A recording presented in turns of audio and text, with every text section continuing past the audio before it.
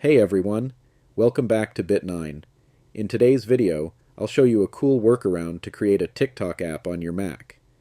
Since there isn't an official TikTok app for Mac, I'll guide you through a simple method to make a TikTok shortcut that looks and feels just like a real app. This works on all MacBooks, whether you're using an M1, M2, M3, or M4 chip. The steps are super simple, so let's get started. First, open your web browser and navigate to the TikTok homepage by typing www.tiktok.com in the address bar. Once you're on the TikTok homepage, click on the Browser tab to select it. Drag the URL from the address bar onto your desktop. This will create a browser shortcut for TikTok. At this point, you'll have a TikTok shortcut that opens the website in your default browser. But let's take it a step further to make it look more like a real app. Go to makosacons.com website in your browser. I will leave the website link in the description of the video. In the search bar, type TikTok to find a high-quality icon. Pick an icon that you like and click to download it to your computer.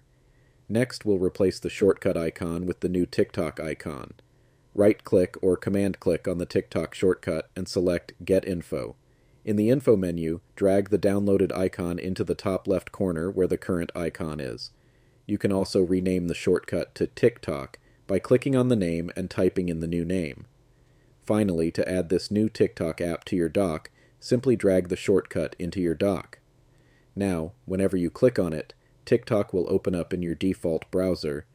This method isn't just limited to TikTok. You can follow the same steps to create shortcuts for other websites like Instagram, Reddit, or Facebook.